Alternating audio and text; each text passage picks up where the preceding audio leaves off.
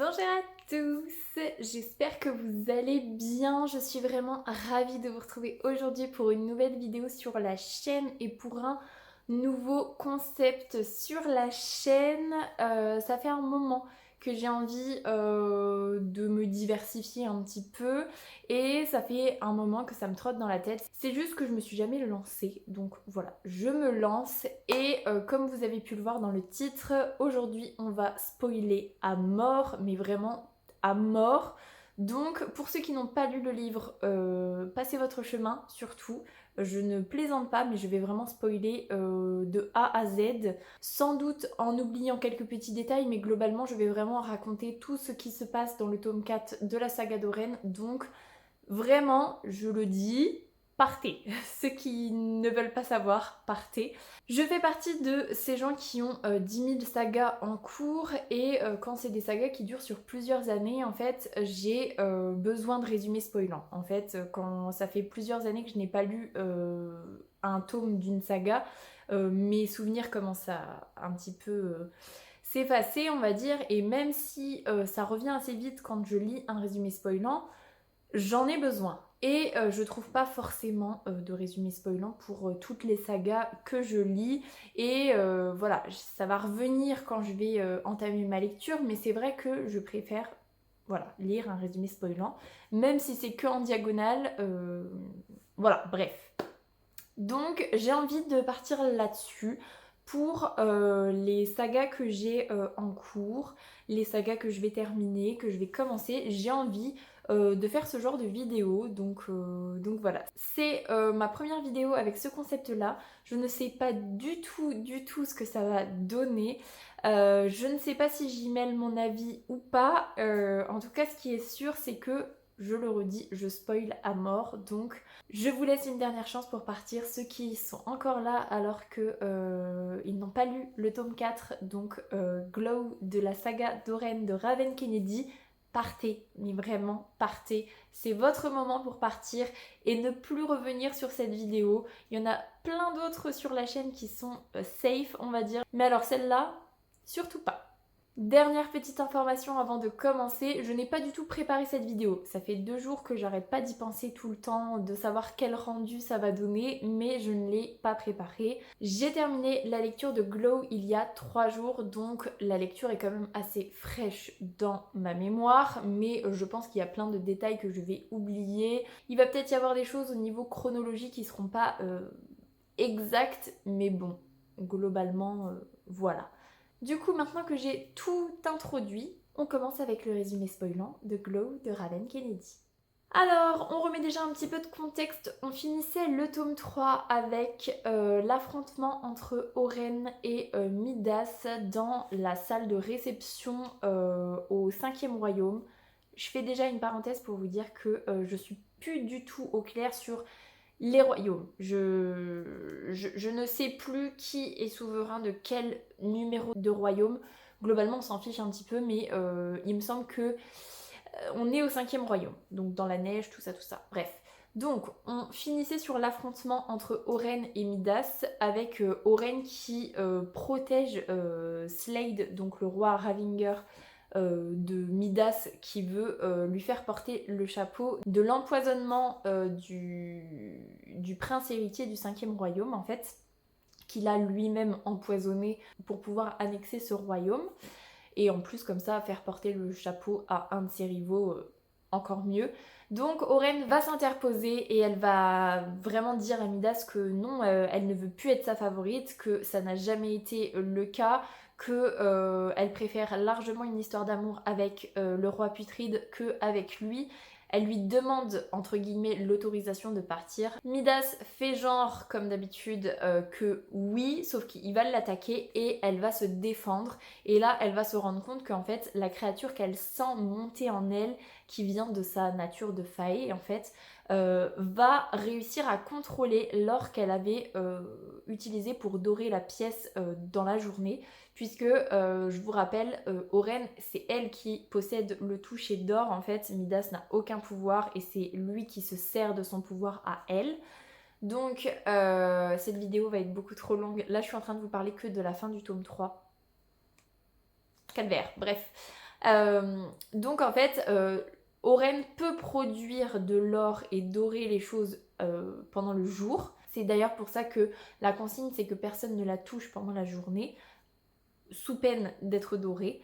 Et donc elle va découvrir qu'en fait elle arrive à contrôler son or et donc il va y avoir des vagues d'or qui vont se déchaîner en fait et Oren elle va tuer le roi Midas, elle va l'assassiner et elle va se libérer de 10 ans d'enfermement, de manipulation, de traitements horribles, surtout que je rappelle également que juste avant cette réception là, Oren était enfermée dans le cachot avec Digby, donc son garde qui était là depuis toujours à ses côtés et qui lui est très loyal. Et Midas décide pour la punir de sa prise de liberté, on va dire, de l'amputer de ses 24 rubans qui lui poussaient de chaque côté de la colonne vertébrale. Donc elle souffre le martyre du fait de cette amputation. Elle est droguée par Midas pour être assez docile et pour qu'il puisse reprendre le contrôle du pouvoir d'Oren. Et voilà, elle a vécu tout ça et en plus on menace Slade devant elle et on ne la laisse pas partir, donc elle pète un plomb, elle utilise tout son or et elle tue Midas, tous les gardes de Midas et tous les gardes du 5e royaume qui sont présents. Et le problème en fait c'est que comme ce pouvoir là elle ne le maîtrise pas du tout, elle vient juste de le découvrir, elle ne va pas réussir à s'arrêter à temps. Slade est là et ne veut pas partir sans elle alors qu'elle le supplie de le faire. Donc pour ne pas qu'elle meure d'épuisement en fait, il décide de la pourrir, d'utiliser son pouvoir à lui contre elle pour la tuer entre guillemets, en sachant qu'on avait appris à la fin du tome 2 que Slade est capable de pourrir quelqu'un et s'il inverse son pouvoir dans un laps de temps bien particulier, il peut le ressusciter entre guillemets. Donc il décide de faire ça avec l'assurance que s'il arrive à s'enfuir assez loin, assez vite, il pourra totalement la ressusciter. Ça c'est la fin du tome 3 avec bien évidemment tout le monde qui se dit qu'en fait Oren elle a volé le pouvoir du roi Midas et que elle est potentiellement capable de voler le pouvoir de tous les souverains. Voilà, leur explication plausible c'est ça. Je peux le comprendre, mais ça m'a saoulée, mais je peux le comprendre. Donc voilà, on finit là-dessus et tome 4, ça commence avec le point de vue de Slade qui emmène Oren en fait sur son aile branche et il veut l'emmener à Drolar. Je crois que c'est comme ça que s'appelle ce petit village qui n'existe pas vraiment, qui est caché quasiment dans une montagne, dans un petit bout du 5e royaume où personne ne va puisque la pourriture de Slade a un petit peu grignoté cette zone-là qui est frontalière à son royaume à lui.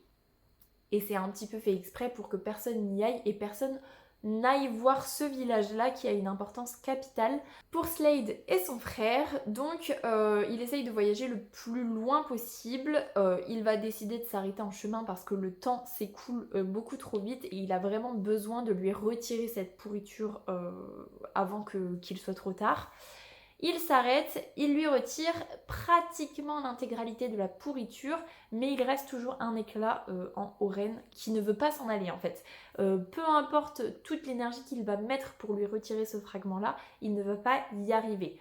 Donc c'est tout, elle respire, elle a l'air bien, elle a l'air vivante, donc il continue son chemin à travers la tempête sur son aile branche, il va le pousser presque dans ses dernières réserves pour atteindre le village de Drolar et la maison dans une caverne qu'il va souvent utiliser avec son courroux quand il vient tout simplement à Drolar parce que ça va être la zone où il va aller quand il a besoin de libérer un petit peu de son pouvoir et qu'il ne veut pas le faire dans son royaume à lui et aussi pour voir les habitants de Drolar qui sont totalement liés à lui, on y reviendra juste après. Donc Oren est dans le coma, on va dire, pour moi c'est vraiment ça, et on va avoir tout ce début de tome où elle est dans le coma, vraiment dans le coma.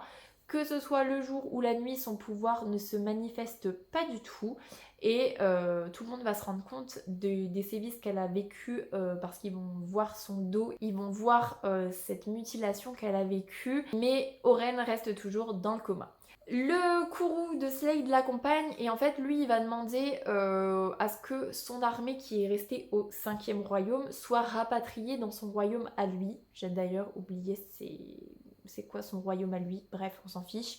Donc Osric va se porter volontaire pour ramener l'armée dans le royaume de Slade et le reste du Kourou va rester avec lui dans cette maison, dans cette grotte pour prendre soin d'Oren en fait tout simplement. Ils vont quand même aller chercher Oja, qui est le médecin qui s'est occupé d'Oren quand elle était dans l'armée avec lui dans le tome 2 et qui connaît pas mal de choses sur Slade, entre autres sa nature de faille, donc voilà. Donc il va la soigner et il va en profiter pour soigner Digby parce qu'ils ont aussi ramené Digby dans cette maison-là qui a été battu et torturé parce que justement Midas s'est défoulé sur lui et a fait pression sur Oren avec Digby en fait. Donc il est presque à l'article de la mort et Oja va s'en occuper pour le remettre sur pied. Ensuite, ce qui va se passer, c'est que Oren va avoir son pouvoir qui va se réactiver en plein jour. Ça va vraiment, son or va s'égoutter d'elle, mais elle est toujours dans le coma. Donc Slade va l'emmener le plus loin possible dans une autre grotte qui est la plus éloignée possible du village, de son Kourou, de tout le monde pour éviter qu'elle ne dore quelqu'un sans faire exprès.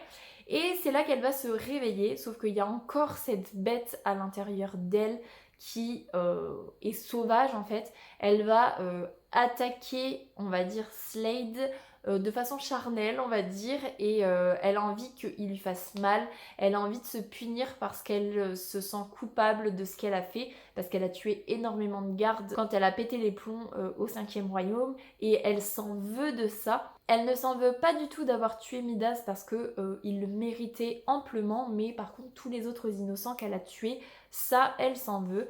Donc s'ensuit un combat entre les deux qui se termine par du 18+, hein, clairement. Et voilà, elle va finir par remonter à la surface, sa créature intérieure, on va dire, va se calmer. Et globalement, voilà. Elle va arriver face à un choix où elle va se rendre compte que soit elle se laisse totalement sombrer, soit elle décide de se relever et de devenir plus forte, de maîtriser son corps et son pouvoir pour justement ne plus jamais être dans cette situation-là. Donc elle décide de s'entraîner avec Jude au niveau de son corps, mais c'est vrai qu'elle a beaucoup de travail à faire puisque au niveau de l'équilibre c'est pas trop ça, du fait qu'elle a perdu ses 24 rubans. Tout est un petit peu différent, elle se rend compte qu'elle s'est énormément appuyée sur l'aide de ses rubans et que son équilibre forcément est complètement différent. Donc elle va s'entraîner beaucoup avec Jude et elle refuse en fait de s'entraîner au niveau de son pouvoir qui ne s'est toujours pas manifesté. Et finalement, un jour, elle décide d'essayer, en fait, tout simplement. Elle va retourner dans cette grotte qu'elle a dorée quand elle s'est réveillée, sous la vigilance de l'aile branche de Slade qui se trouve présent. Elle va récupérer son pouvoir, en fait, et elle va réussir à le maîtriser un petit peu. Slade va arriver à ce moment-là, va voir qu'elle a réactivé son pouvoir et ils vont s'entraîner tous les deux pour qu'elle arrive à le maîtriser le jour comme la nuit. Et elle va tellement bien le maîtriser qu'elle ne dorera plus tout ce qui la touche, donc tous les vêtements qu'elle porte ne seront plus forcément dorés, sauf si elle décide de le faire. Donc ça c'est déjà une super victoire pour elle. En parallèle, la reine Kayla décide de faire intervenir le Conflux qui est en gros un tribunal pour juger Oren puisqu'elle a tué le roi Midas, donc elle a tué un des souverains des royaumes et en prime on l'accuse d'avoir volé le pouvoir de Midas et d'être un danger public puisque tout le monde a peur qu'elle leur vole leur pouvoir. Donc elle est convoquée à ce conflux. Slade va recevoir énormément de missives qui lui demandent d'être présent pour le conflux et qui oblige Oren à participer. Donc il va mettre tout ça de côté et dès qu'elle se réveille, il ne va pas lui en parler pour qu'elle puisse du coup se remettre de ses émotions qui sont très compliquées. Donc elle va se remettre petit à petit et un jour elle va faire une petite pause en fait, elle va aller dans le village de Drollar, elle va sentir qu'il y a quelque chose de bizarre vis-à-vis de ses habitants qui ne sont pas très nombreux, mais elle n'arrive pas à savoir exactement ce que c'est. Elle va surprendre une dispute plutôt entre Slade et son frère. Elle va aller espionner et elle va se rendre compte que Slade et son frère ont capturé les espions de Midas qui dans le tome 3 étaient venus à Drollar pour fouiner un petit peu pour savoir pourquoi Slade voulait récupérer cette bande de terre là. Donc Slade le torture pour savoir un petit peu ce qu'il a rapporté aux autres souverains et même s'il a eu toutes les réponses qu'il voulait, il continue de le torturer, de le pourrir. Sans doute pour se défouler un petit peu, ce que je peux comprendre, mais bon, Oren est choquée de son comportement et elle lui demande d'abréger ses souffrances parce qu'il a eu toutes les réponses qu'il voulait et ça sert à rien de le faire souffrir. Le frère de Slade, à chaque fois je dis le frère de Slade parce que j'ai oublié comment il s'appelle. Riyat. Je crois qu'il s'appelle Riyat, mais je suis pas sûre. Bref, son frère veut que Oren s'en aille parce qu'il a peur que les habitants de Drollar soient un petit peu en danger du fait que Oren ne maîtrise pas complètement son pouvoir. Elle entend ça, qu'il veut qu'elle parte parce qu'elle n'est pas suffisamment maîtresse d'elle-même. En plus, il est outré parce que il ne lui a même pas présenté à elle, donc elle ne sait pas de qui on parle. Mais il lui fait une réflexion du genre est-ce que t'as honte d'Oren parce que tu lui as même pas présenté à elle quoi. Donc elle se fait un petit peu des films mais elle reste vraiment très zen. Franchement elle entend cette phrase là et elle reste très zen. Donc Slade finit par craquer et il l'emmène dans une autre caverne où il y a une pulsation qui attire Oren. Il lui dit que c'est un autre secret qu'il lui révélera plus tard. Et il rentre dans une maison qui se trouve dans cette caverne. Et donc là, elle va rencontrer la mère de Slade qui ne parle plus du tout, qui a des petits soucis psychologiques. Et donc il faut être très calme avec elle, très, très tranquille parce qu'elle a vécu des choses traumatisantes quand elle était dans le monde des Fae. Puisque c'était une Oréenne, donc standard entre guillemets, mais avec des pouvoirs de divination, qui est devenue la femme d'un Fae, très puissant, somme toute. Et elle a eu Slade et son frère, sauf que Slade c'est le seul des deux qui a eu des pouvoirs. Riyat, je pense que c'est Riyat. Lui, il a pas développé de pouvoir. On apprend par la suite qu'en fait, sa mère a eu une liaison avec un Oréen classique on va dire, donc sans pouvoir magique et que lui voilà il n'a pas développé de pouvoir magique. Donc en fait Slade et lui sont juste demi-frères. Donc elle découvre ça et ensuite Slade va lui montrer en fait ce qui l'attire, la pulsation qu'elle entend et c'est une déchirure entre les mondes, entre le monde des Fae et le monde actuel. C'est comme ça que toute la maisonnée de Slade qui était présente dans le monde des Fae est venue dans ce monde-là. Sauf que comme ça faisait des années qu'ils étaient dans le monde des Fae, ils ont besoin de ce lien-là, donc ils ne peuvent pas partir de Drollar. Ils ne peuvent pas retraverser la brèche parce qu'ils peuvent en mourir en fait. Il y a même énormément de personnes qui sont mortes quand ils sont passés à travers cette brèche-là. Donc voilà, c'est pour ça que Slade voulait vraiment récupérer ce bout de terre-là et qu'il garde l'existence en fait de Drollar secrète. S'ensuit la découverte des missives qui enjoignent Oren à venir au Conflux. Donc elle apprend ce qu'on dit d'elle, elle apprend de quoi elle est accusée.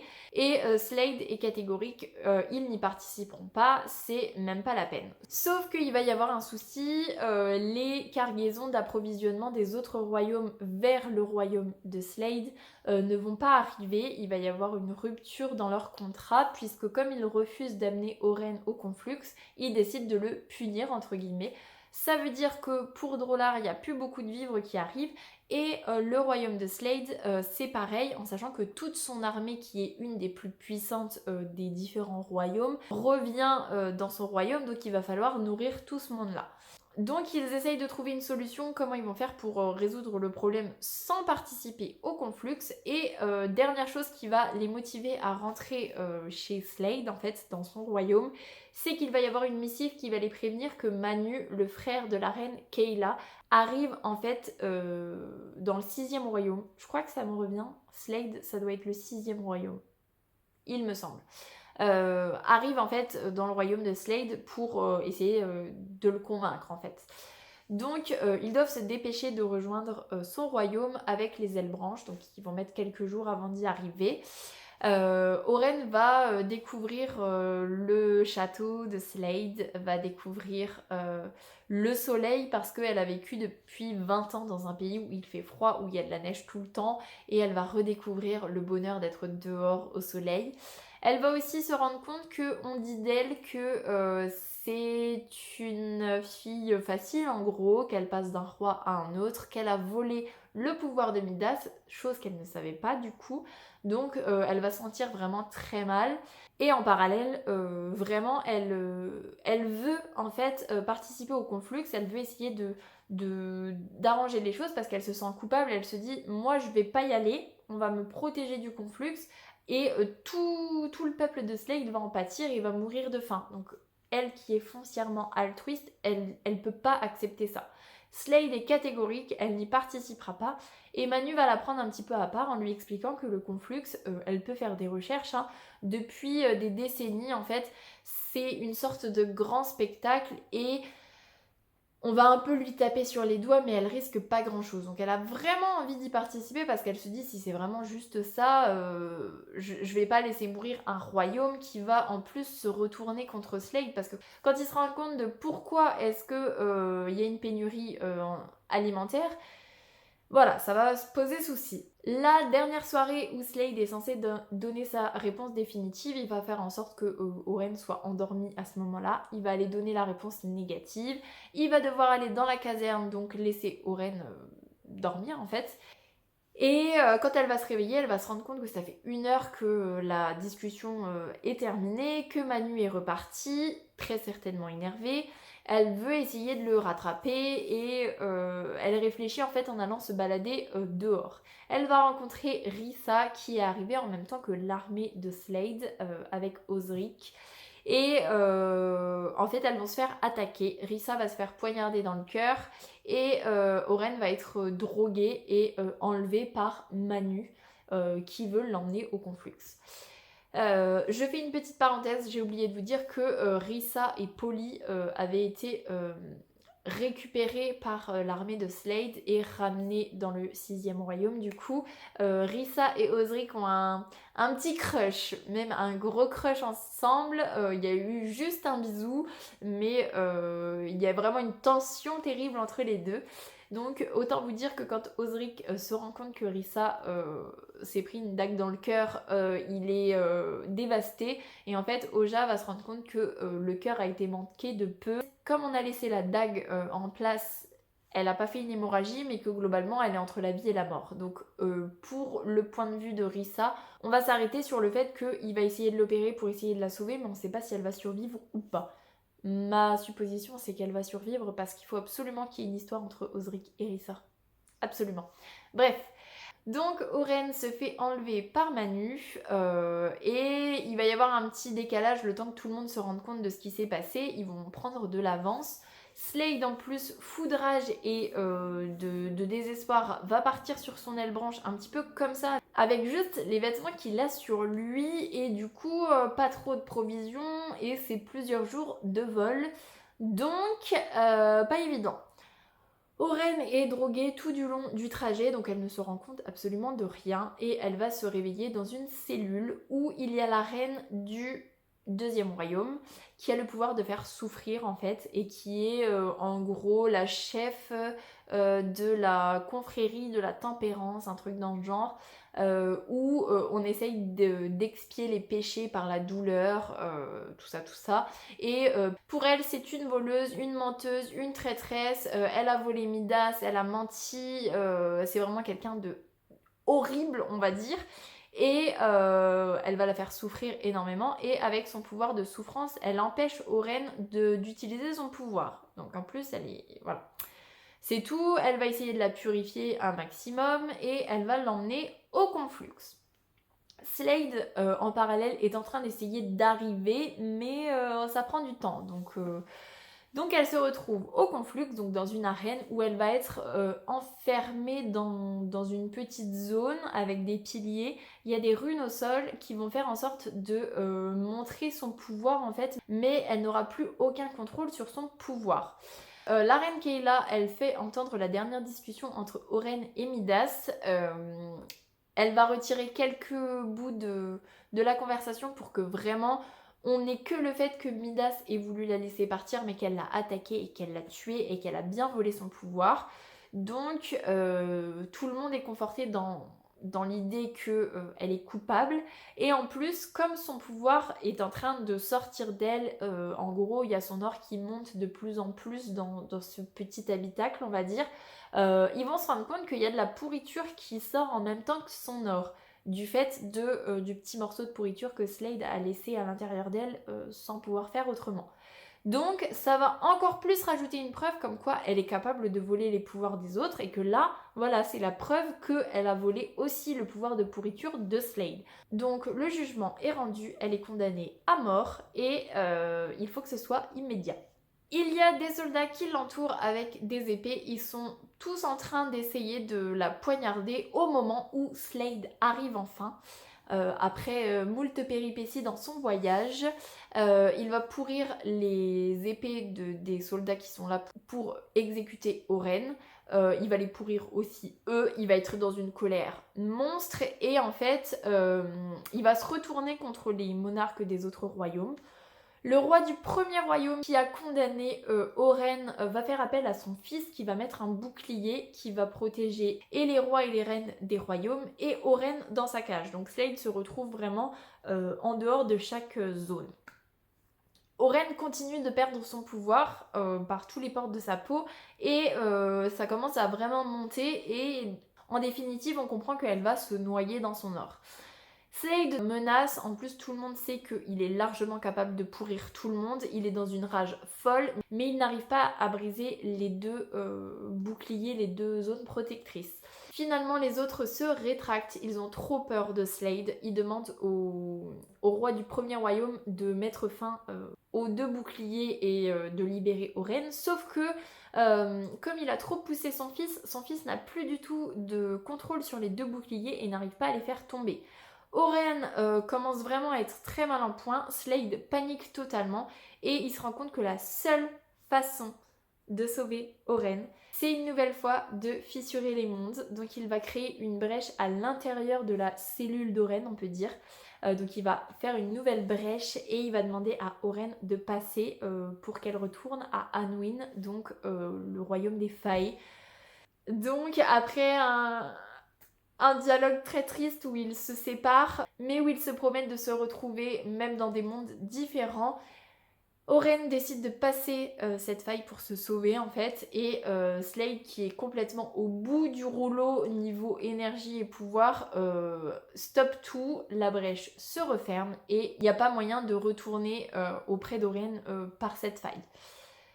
Le fils du roi du premier royaume réussit enfin à stopper les boucliers, sauf que Slade il en peut plus, ses pouvoirs ne fonctionnent plus du tout, il est à deux doigts de s'évanouir, et là Riyat, donc son frère, va arriver, va l'emmener en fait avec des ailes branches pour qu'il puisse repartir. Auprès de son peuple, Slade dit bien à tous les souverains que ça n'en restera pas comme ça et que vaut mieux pas qu'il les recroise parce que sinon ils sont tous morts en fait, tout simplement. Et il en est largement capable, bon, pas à l'heure actuelle, mais en temps normal, il en est largement capable.